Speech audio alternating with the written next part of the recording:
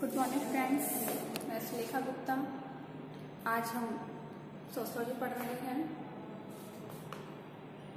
Chapter हमारा social group यानी कि सामाजिक समूह चल रहा है।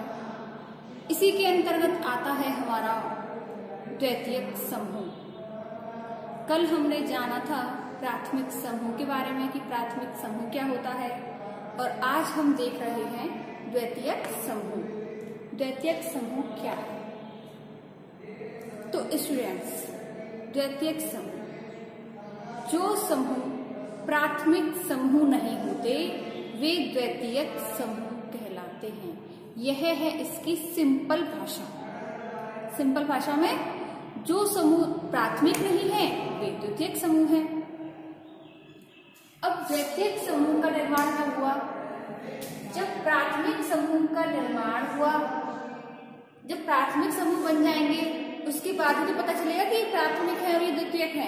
तो जब प्राथमिक समूह का निर्माण हुआ, प्राथमिक समूह के निर्माण होने के बाद ही या होने के कारण ही द्वितीयक समूह का निर्माण हुआ।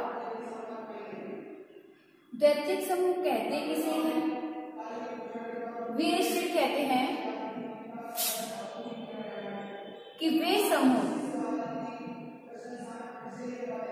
जो प्राथमिक नहीं है, वे समूह जो प्राथमिक नहीं है वे द्वितीयक समूह कहलाते हैं।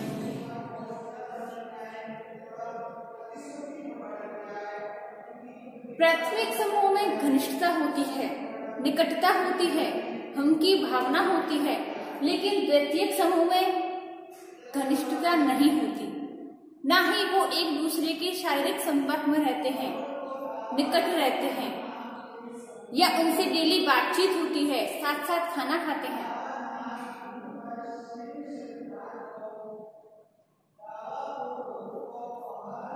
ये प्राथमिक संबंध जो होते हैं वे लंबी अवधि के लिए होते हैं, परंतु जो द्वितीयक समूह होते हैं वे कम अवधि के लिए होते हैं।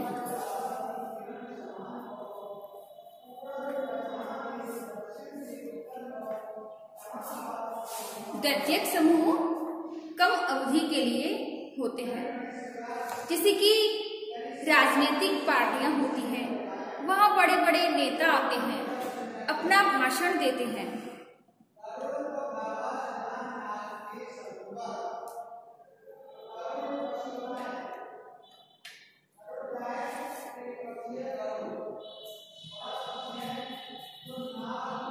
अब आती है हमारी द्वितीयक समूह की विशेषताएं।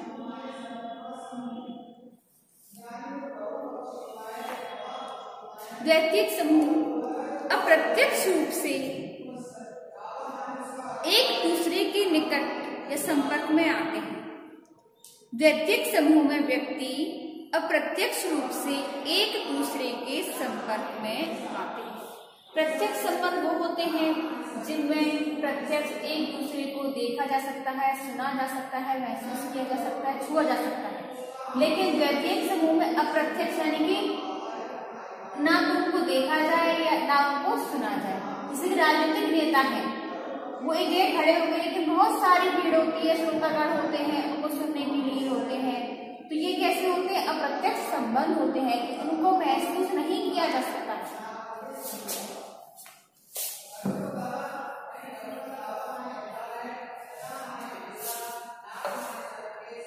दूसरी विशेषता है ये द्वितीयक संबंध कुछ उद्देश्यों की पूर्ति के लिए बने होते हैं।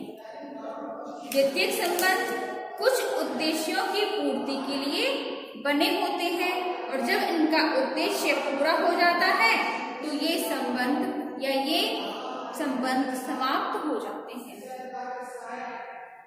जैसे कि राजनीतिक नेता है, वो यहाँ पर भाषण दे रहा है और यहाँ पर श्रोतागण हैं, वो उसके भाषण सुन रहे हैं। इनका संबंध, श्रोता और वक्ता का संबंध जब तक है जब तक नेता भाषण दे रहा है और श्रोतागण सुन रहे हैं, और जब नेता के भाषण समाप्त हो जाते हैं और तो ये अपने घर चले जाते हैं, ये अपने घर चले जाते हैं, और उनका जो संबंध होता है जैसे संबंध वे वही समाप्त हो जाते हैं।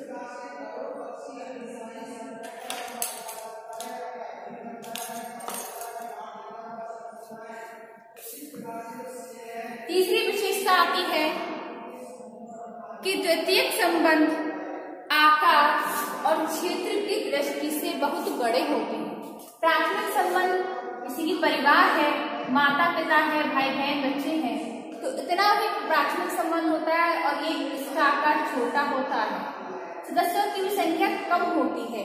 लेकिन द्वितीयक समूह में ये नेता है, यहाँ पर बहुत सारे श्रोतागण हैं, तो इसका आकार भी बड़ा हुआ, क्षेत्र बड़ा हुआ, संख्या भी अधिक हुई। तो प्राथमिक संबंध का आकार क्षेत्र छोटा होता है, लेकिन द्वितीयक संबंध का समूह आकार और क्षेत्र बहुत बड़ा होता है।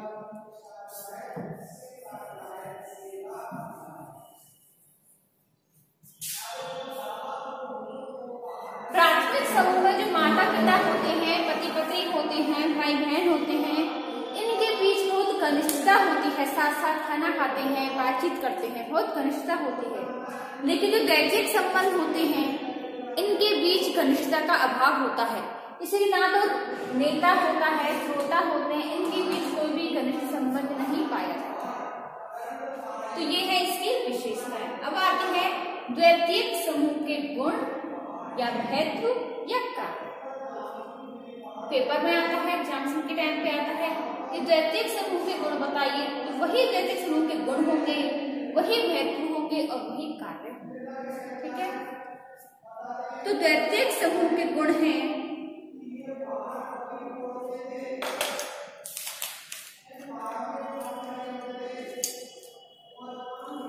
सामाजिक परिवर्तन एवं विकास में सहायक।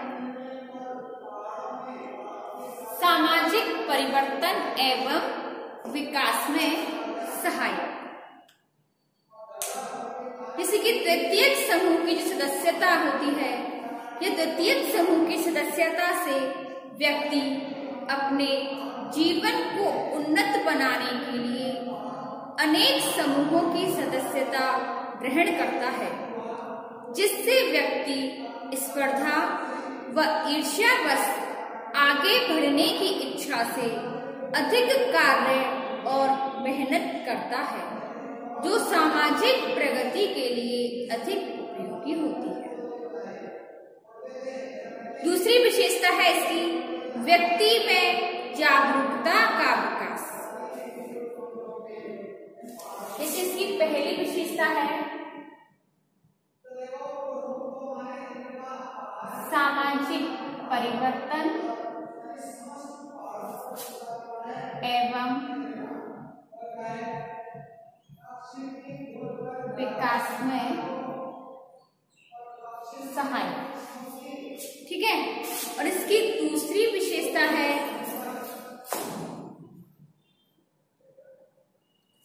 व्यक्ति में जागरूकता का विकास।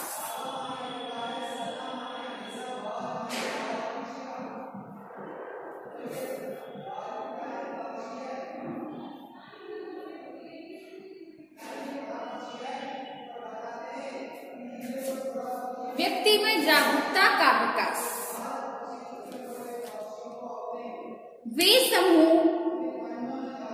जो व्यक्ति को पुरानी रीति रिवाजों, प्रथाओं व अंधविश्वासों से हटाकर जागरूक बनाने में सहायक सिद्ध होते हैं, जो स्त्रियों में भी चेतना व जागरूकता उत्पन्न करने में अपना महत्वपूर्ण योगदान देते हैं। वे द्वितीयक समूह होते हैं। तीसरी है श्रम विभाजन।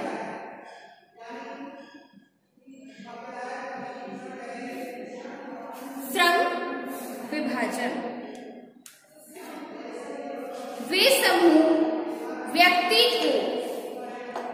वे समूह व्यक्ति को नवीन प्रेरणा देकर कर्मशील और कुशल बनाते हैं, जिससे वे श्रम के महत्व को समझकर कठिन कार्य करके अपनी प्रगति के लिए तत्पर होते हैं।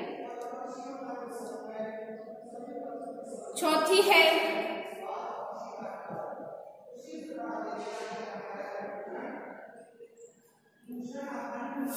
सामाजिक व्यवस्था बनाए रखना।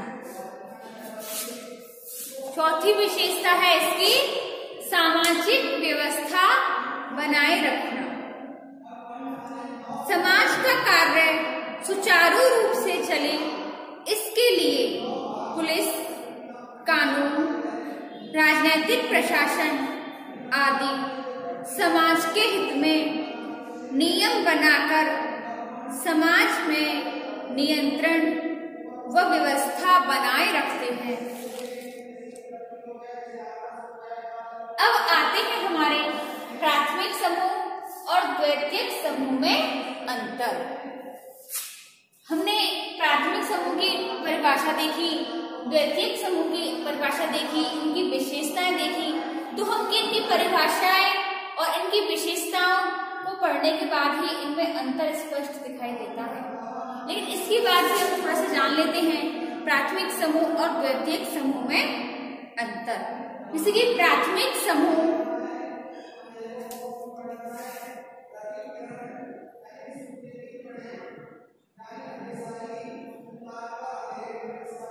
और द्वितीयक समूह, चलो मैं दोबारा से ही लिख देती हूँ।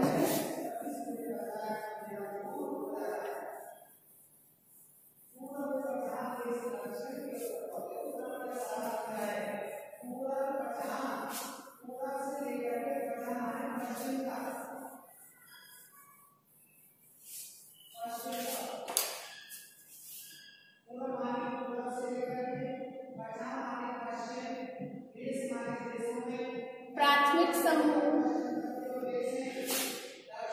और द्वितीयक समूह,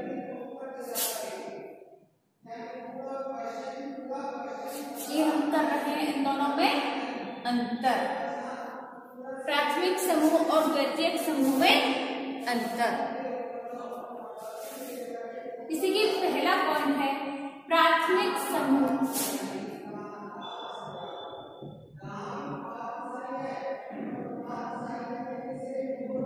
में सदस्यों की संख्या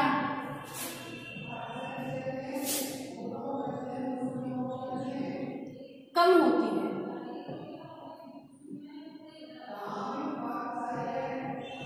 जैसे परिवार में सदस्यों की संख्या कैसी होती है?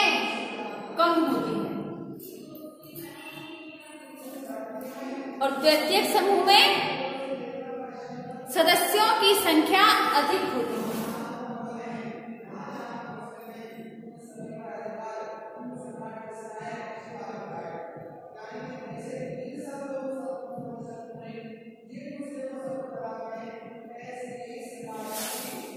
जैसे गांव है, नगर है, ठीक है। अब इसकी दूसरी विशेषता आती है प्राथमिक समूह के संबंध स्थायी होते हैं।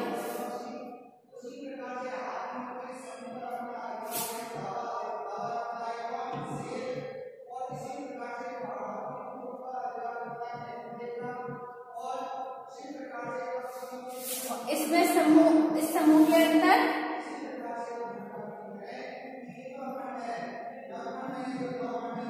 अस्थायी होते हैं।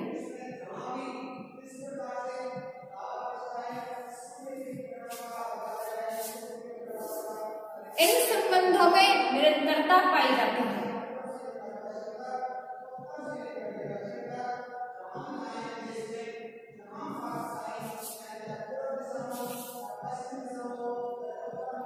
इनमें निरंतरता नहीं पाई जाती।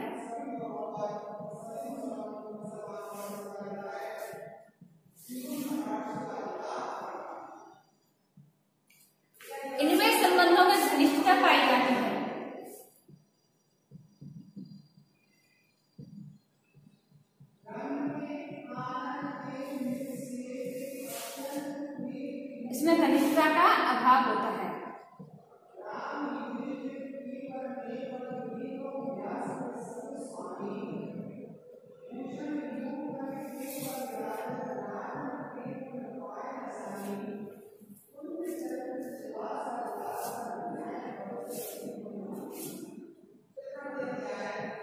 आमने सामने के संबंध पाए जाते हैं।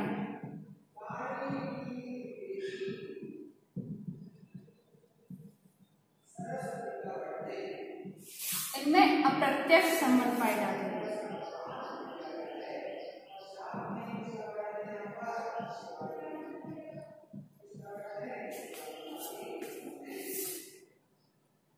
प्राथमिक समूह का आकार छोटा होता है।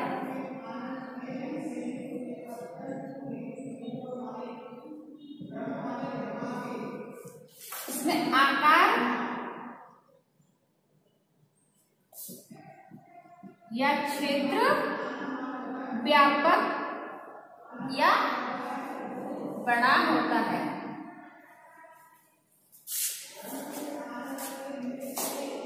इनमें संबंधों की अवधि कैसी होती है? लंबी।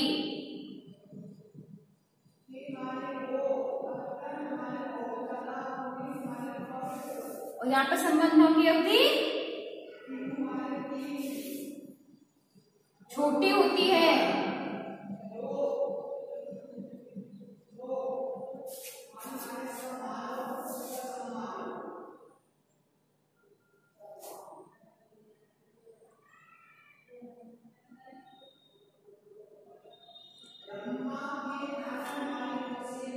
हम की भावना पाई जाती है।